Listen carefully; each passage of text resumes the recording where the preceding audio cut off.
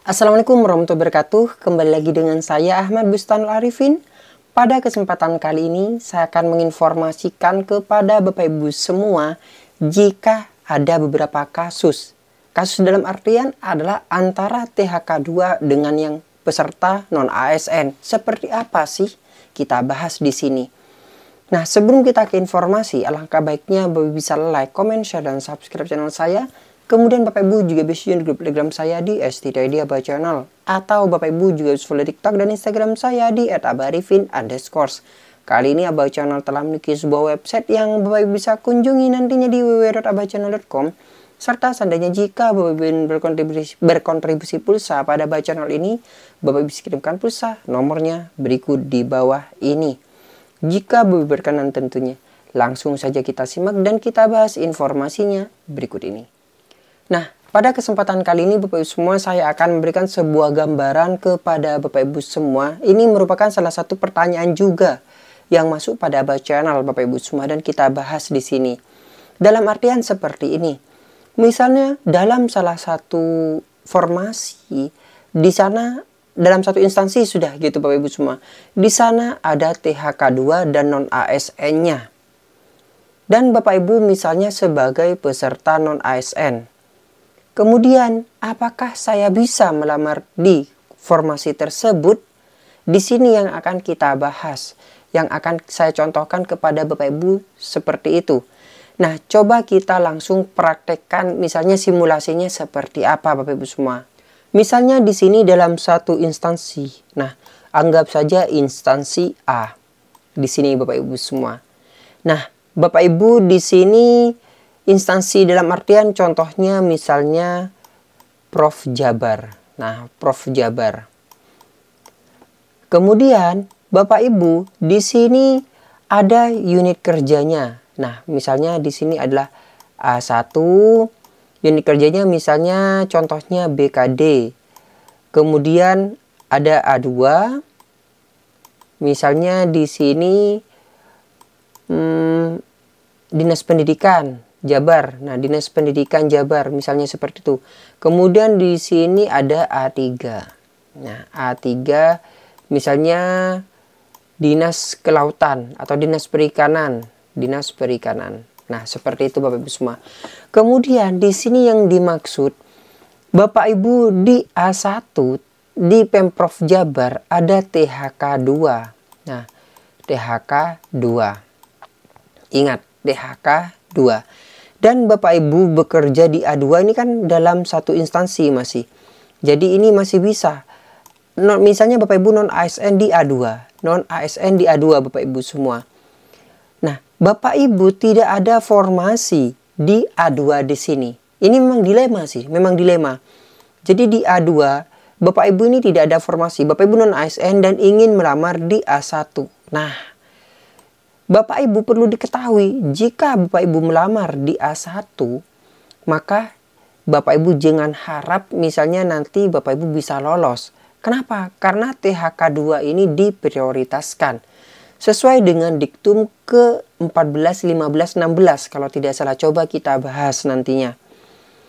Nah, bunyi diktumnya seperti ini. Saya bacakan kepada Bapak Ibu semua. Di sini pada diktum ke-14, peserta pada kebutuhan khusus dinyatakan lulus seleksi jika berperingkat terbaik. Ingat, kebutuhan khusus di jabatan fungsional ini ada non-ASN, THK2 terlebih dahulu. THK2 kemudian non-ASN. Nah, perlu diketahui THK2 dan non-ASN. Ini untuk yang teknis dan kesehatan, tapi untuk guru di sini ada P1 Bapak Ibu semua untuk guru. Kemudian pada diktum ke-15, pengisian kebutuhan khusus diberlakukan terlebih dahulu bagi peserta THK2 yang berperingkat terbaik. Ingat, THK2 ini yang diutamakan terlebih dahulu Bapak Ibu semua. Baru dalam hal masih terdapat kebutuhan khusus yang belum terpenuhi setelah diktum ke-15 diberlakukan, maka kebutuhan khusus tersebut diisi oleh tenaga non-ASN yang berperingkat terbaik, barulah tenaga non-ASN yang berperingkat terbaik. Jadi misalnya kasusnya seperti ini, kasusnya ada THK2-nya di sini, maka saya sarankan Bapak Ibu bisa beralih ke A3.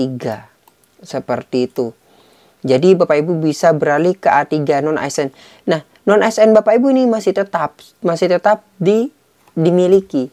Karena ini Dinas Pendidikan A2, kemudian Dinas Perikanan A3, dan di sini memang membutuhkan formasi. Nah, ini baru Bapak Ibu bisa memiliki non ASN-nya. Jadi predikat non ASN-nya ini masih bisa.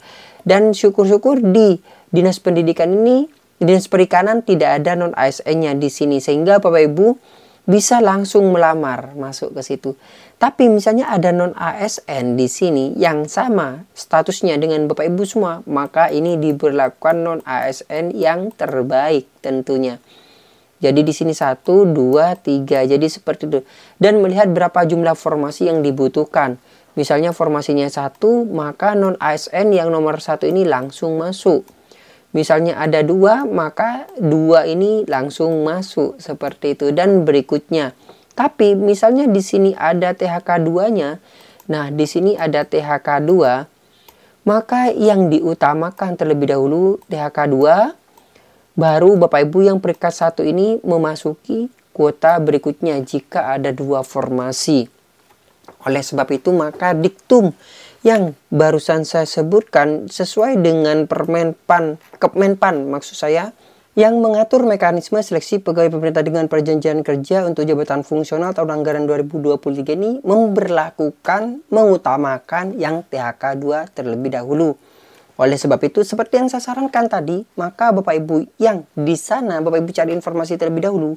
Seandainya ada THK2-nya dan formasinya hanya 1, maka Bapak Ibu saran saya pindah ke formasi yang lain. Jangan menunggu yang 1 tersebut jika status Bapak Ibu adalah non ASN.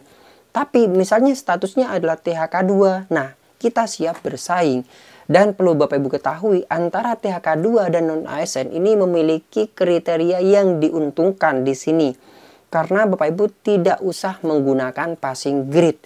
Tapi misalnya Bapak Ibu Bapak Ibu misalnya melamar di lintas instansi, maka status Bapak Ibu sebagai non ASN itu akan gugur. Nah, jadi seperti itulah Bapak Ibu saran saya kepada Bapak Ibu semua yang akan melamar di P3K tahun 2023 ini. Oleh sebab itu silahkan mencari formasi yang memang benar tepat dan yang memang benar-benar bisa Bapak Ibu miliki. Dalam artian di sini Bapak Ibu tentunya harus belajar seperti itu. Nah, mungkin sekian yang dapat saya sampaikan kepada Bapak Ibu semua. Kurang lebihnya saya mohon maaf. Semoga informasi ini memberikan manfaat bagi Bapak Ibu. Bagi yang belum subscribe, silahkan subscribe channel ini, aktifkan notifikasinya. Dan saya harapkan Bapak Ibu bisa menjadikan Abah Channel ini sebagai rekan atau teman Bapak Ibu dalam mencari sebuah informasi. Wassalamualaikum warahmatullahi wabarakatuh.